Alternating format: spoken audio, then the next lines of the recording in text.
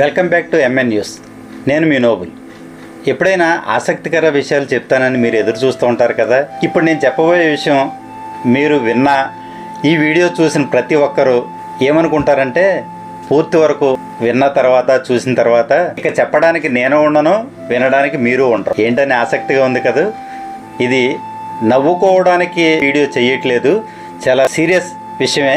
మీరు ఈ వీడియోని పూర్తి వరకు చూడండి. అణు ఆయుధాలు అంటే ఆటలో కాదు, మాటలో కాదు. అణు ఆయుధం గురించి చాలామందికి తెలిసిన విషయమే, కొందరికి తెలియకపోవచ్చు. అణుబాంబు అనగానే హిరోషిమా నాగసాకి అందరికీ గుర్తొస్తుంది. ఇది 1945లో అక్కడ బాంబు పేలిన వెంటనే హిరోషిమా నాగసాకి నగర ఉష్ణోగ్రత సెకన్లో 1000 వంతు కంటే తక్కువ సమయంలో 4000 డిగ్రీల సెల్సియస్కు పెరిగింది. ఈ ఉష్ణోగ్రత కొన్ని క్షణాలు మాత్రమే కొనసాగింది. కానీ హిరోషిమా నగరం మరియు దాని శివారు ప్రాంతాలలో అన్ని జీవులు అంటే సాధారణ మనుషులతో పాటు మొత్తం కాలి బూడిదయ్యాయి. భవనాలు కూడా కరిగిపోయాయి. బాంబు పేలిన క్షణంలోనే దాదాపు 1,00,000 మంది ప్రజలు ఆవిరై కరిగిపోయారు. హిరోషిమాలో నివసించే ప్రజలు తుడిచిపెట్టుకుపోయారు. బ్రతికి ఉన్నవారు చావును కోరుకున్నారు. దేశంతోనే సంబంధాలు తెగిపోయాయి. హిరోషిమా పైన వేసిన అణుబాంబు అప్పటి టెక్నాలజీ పరంగా 4000 డిగ్రీల సెల్సియస్ వేడిని విడుదల చేసింది. ప్రస్తుతం పాకిస్తాన్ మరియు భారతదేశం వద్ద ఉన్న అణుబాంబులు ఏకంగా 25,000 నుండి 40,000 డిగ్రీల సెల్సియస్ వేడిని విడుదల చేసే శక్తిని కలిగి ఉన్నాయంటే ఆశ్చర్యమే కదా. ఆసక్తిగా ఉంది కదూ.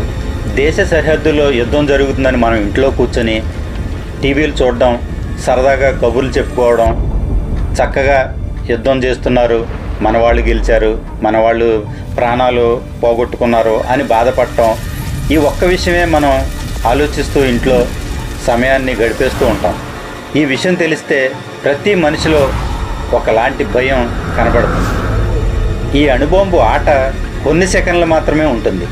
కానీ దాని ప్రభావం భూమి యొక్క మైదానాలు, ఎడారులు, అడవులు, పర్వతాలు, మహాసముద్రాలు లేదా నదులు ప్రవహించే నీటిలో ఏ జీవి కూడా మిగిలి ఉండదు. నేను ముందుగానే చెప్పాను కదా, చూపించడానికి నేను ఉండను, చూడడానికి మీరు ఉండరు. 2 దేశాల మధ్య యుద్ధం జరుగుతుందంటే ఎవరి సత్తా వాళ్ళు చూపించుకోవాలని చూస్తూ ఉంటారు. అయితే సత్తాను చూపించుకోవడం కన్నా ఎదుటివారిని నాశనం చేయాలని ఎవరికీ ఉండదు. అటువంటి శక్తి మన దగ్గర ఉన్నప్పటికీ దాన్ని ఎందుకు ఉపయోగించడం లేదని ప్రతి ఒక్కరికి ఒక ప్రశ్నగా మిగులుతుంది.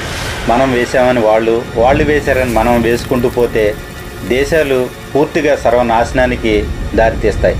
మన దగ్గర అంతటి శక్తి ఉందని తెలుసు కాబట్టి ఏ దేశం మన దేశంతో సాధారణంగా యుద్ధానికి దిగదు. తెలియక అమాయకత్వంతో రెచ్చగొడుతూ మన భారతదేశాన్ని రెచ్చగొట్టే విధానంలో పాకిస్తాన్ ఉంది. సమయం కోసం ప్రతి ఒక్కరూ వేచి చూస్తూ ఉంటారు. అందుకోసమే మన భారతదేశం కూడా ఎదురు చూసేది.